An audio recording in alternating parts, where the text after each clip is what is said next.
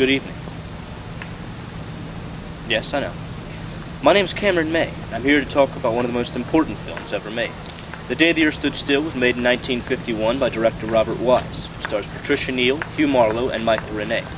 Many people call it the first pure science fiction film. That's debatable. What's not is its importance. Many people say it is one of, if not the, most influential science fiction films ever made.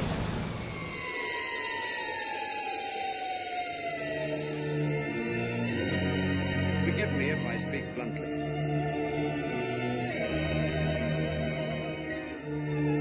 He left to follow Mr. Carpenter. And where do you think he went? Right into the spaceship. Stand back, wait. How did you get in here? What do you want?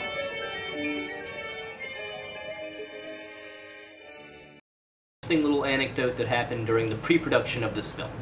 Now, Darryl F. Zanuck, who was the head of 20th Century Fox at the time, worked heavily on promoting the script after it was written by Edmund North. The first thing that Zanuck did was he found a director for the film, Robert Wise, who was a fantastic director whose early hits were Run Silent, Run Deep, and ultimately went on to make The Haunting, and he's most famous for either The Day the Earth Stood Still or The Sound of Music, which is a big departure from the rest of his work.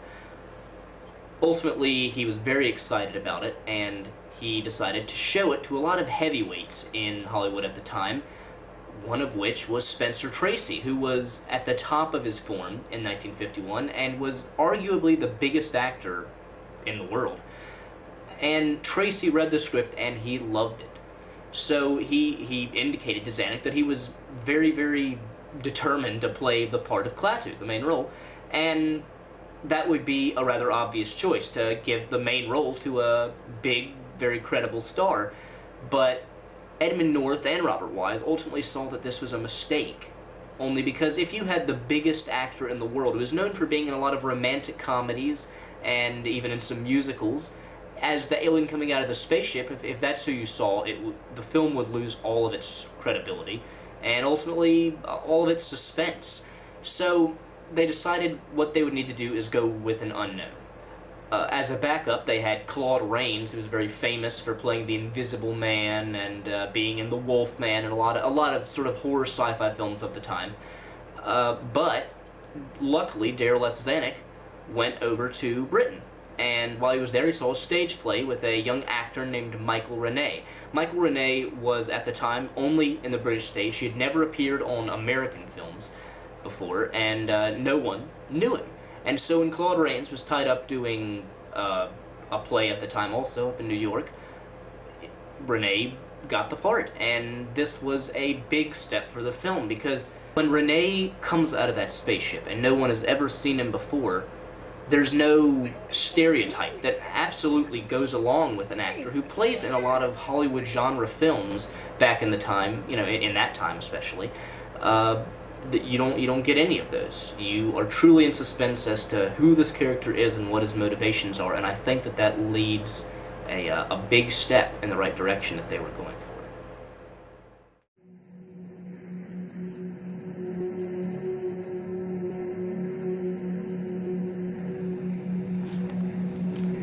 One of the main strengths of The Day the Earth Stood Still is the fact that it decides to draw its protagonists from everyday life. Whereas later science fiction films that would follow, like The Thing, which chooses its protagonists from an elite group of military members, or Forbidden Planet, which has an eerie crew that's similar to the Star Trek series, it decides to make its main protagonists a mother, her child, and a sleazy car salesman. In choosing these characters that we see in everyday life, it really adds a realism and a credibility to the film that would be absent in all the imitations that came to follow. A personal opinion that I drew from the film, which of course I think it's a fantastic film, and I'm going to explain my thinking and why it's become such a huge classic to American cinema and especially to the genre of science fiction.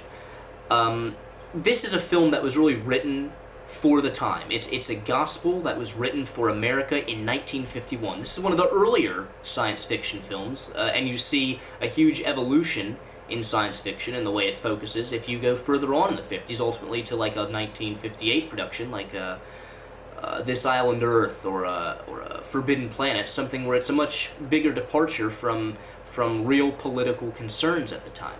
And this film has political concerns, certainly. It has the atomic bomb being dropped, because this was not too long after that. This was 6 years afterwards, and you can tell that America is very, very guilty because of it. It's constantly brought up as an incredibly negative thing, and ultimately science is going to be sort of antagonized in a lot of films because of that. Science isn't antagonized in this, and I think it's special for that reason.